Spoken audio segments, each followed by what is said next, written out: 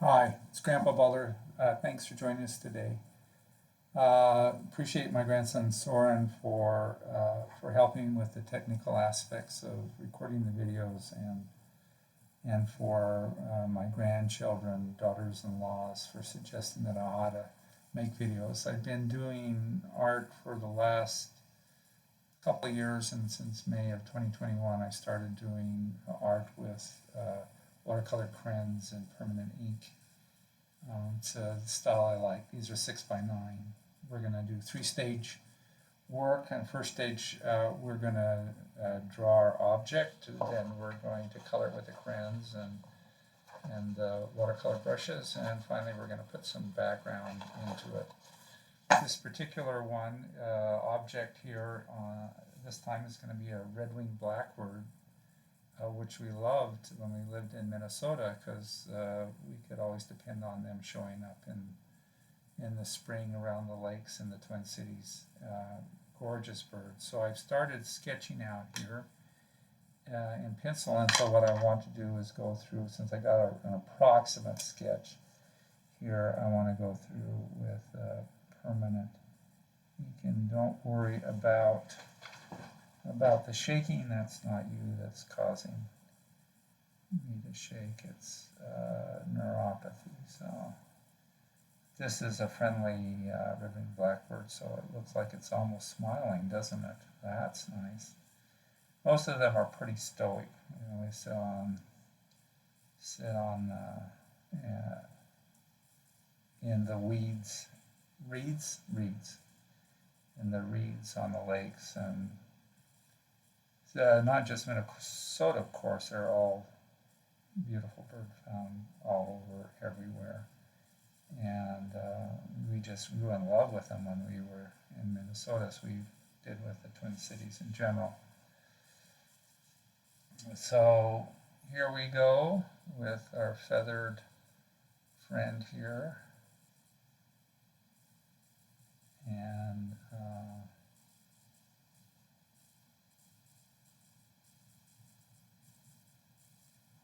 we're putting in, yeah, what are we doing here? Grandpa is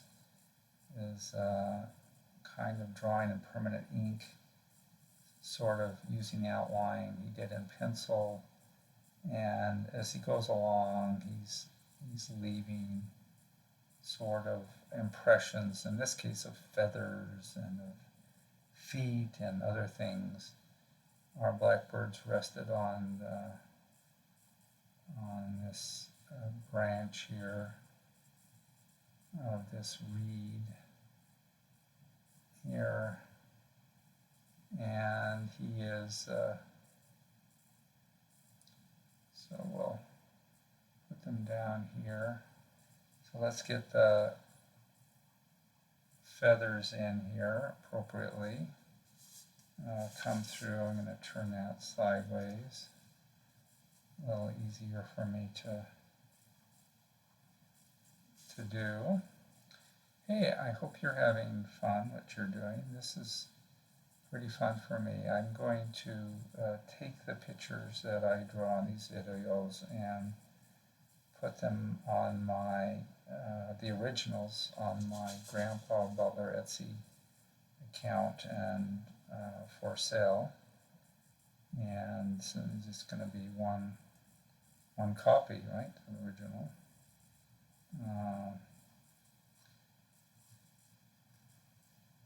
If you'd like to pay me thousands of dollars to do a 11 by 15 sketch for you of any of these birds, I'd be glad to do that. Maybe.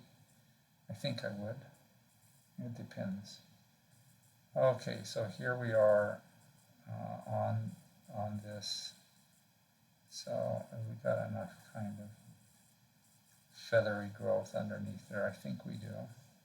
So let's finish putting in the reeds here in our lake here.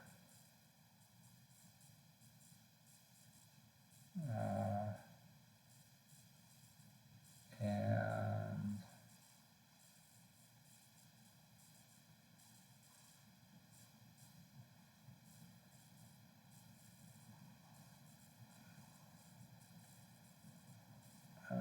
course, we'd want to overdo it always.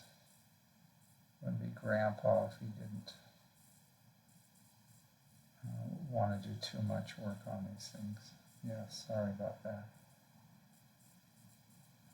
Okay, so some reeds, especially reeds, living blackbirds love to return to the lakes again in the spring and sit on the reeds and look at us walking on the boardwalks around the lake, admiring them and taking pictures of them, for which they charged us no fees. That was wonderful. And they really were nice little hikes to take, especially, well, with or without kids. Okay, so now we're going to put in, mostly as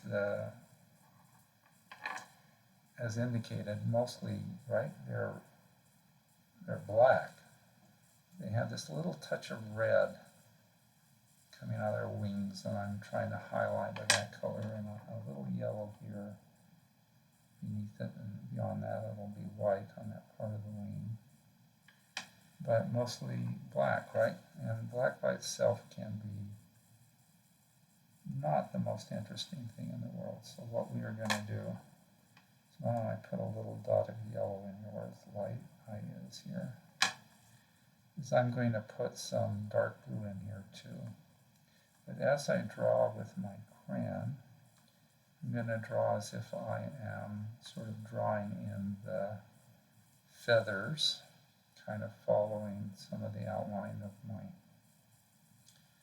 bird, because I'm actually hoping to leave some of the pigment behind here. I color as sort of an indication of the bird being alive and not perfectly smooth in color. It's like all of us are not perfectly smooth in actually anything. So, okay. It's got a kind of shiny bill. So I'm going to do that on top and underneath. I'll do a little bit of red there and in the feet here, and maybe little touches of red here and there in the tail, but mostly red and ochre colors here in the reeds. Yeah, so impressionistic in Grandpa's art style, which is impressionistic, means he can't draw very well. And you know, that's just, you live with it, right? Enjoy life. Just have fun. And the blessings that we do have. Okay. So I'm going to put a little bit of ochre too in these reeds here. And you want to, I think, try and avoid too much details, because we're focusing on a main object here and not trying to get everything in. Now we've got some black. They are mostly black, but mostly black is just a little bit, right? A little bit dull, a little bit dark, literally. So what we're going to do here is we're going to put in some dark blue here. Okay. So we got any kind of water brush will do. I'm going to use this kind here because it's very easy to take on trips. And with me when I'm packing watercolors in the mountains. It's pretty flexible. So when you do come back and dab it, don't try to, try to dab it. Don't try and run over everything. Smooth it out. Make it look like a perfectly homogeneous color on a palette that you are going to sell to school-age children. But rather, have fun with this part of the watercolor crayons. Leave some pigment behind. Call it Signs of Life. And we come underneath here.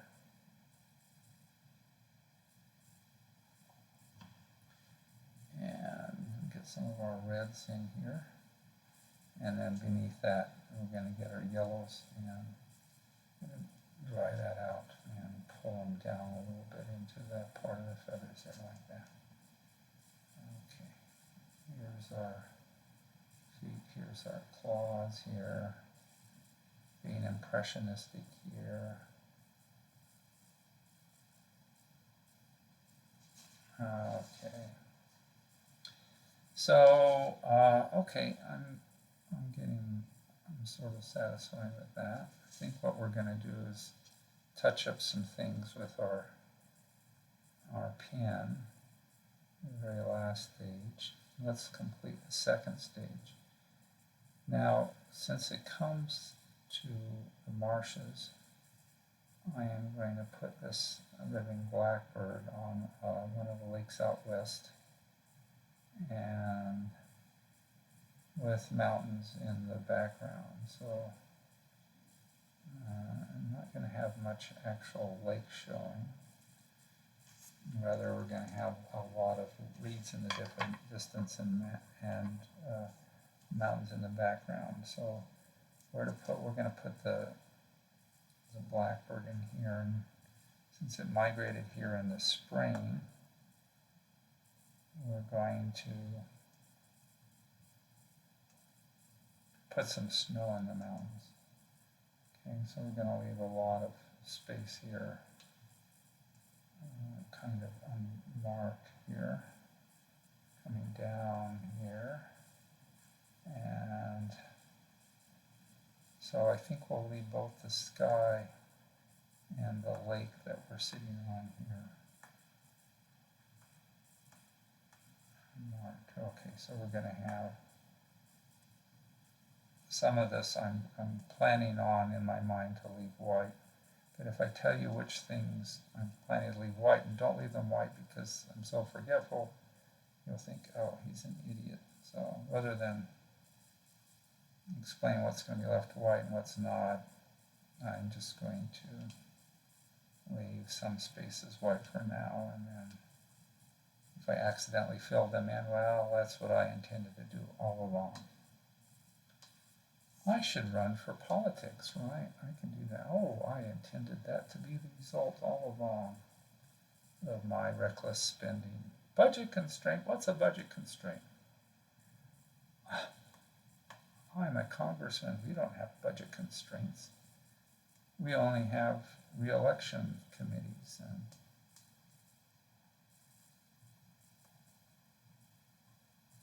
And our budget constraints, that's silly. I'm sure we're passing legislation this next year which we're going to increase our ability to travel to the moon by repealing the law of gravity. We can use that same principle here in our fiscal responsibility push. Okay, can you tell Grandpa might have been an economist in another life? Okay, so here we are. So we're going to pull in some, we don't want to spend a lot of time. I did this from a rough sketch here, and I think if you wanted to do this properly, you should spend more time, like right here, right? Instead of being ambiguous, you can have some mountain coming down like that, coming down like that. So I think that's really what you want to do, and I haven't done that. So forgive me. So snow and rock here, and these mountains are going to come up to the kind of the edge of the lake for artistic convenience. And so what we're going to have here is a bunch of reeds showing on the other shore. And I think I'll leave the lake itself to your imagination. And if you followed this far and can see actually a red-winged blackbird coming out of this picture. Your imagination must be very fertile indeed. Thank you so much. Okay, and there's snow. Now what about on the other side? I'm thinking, reeds are going to be variable here, and so some are going to, a lot of them are going to be ochre at this length, and we're going to have some red color. And so, at the bottom, I should go through at the bottom and do something to indicate the shoreline.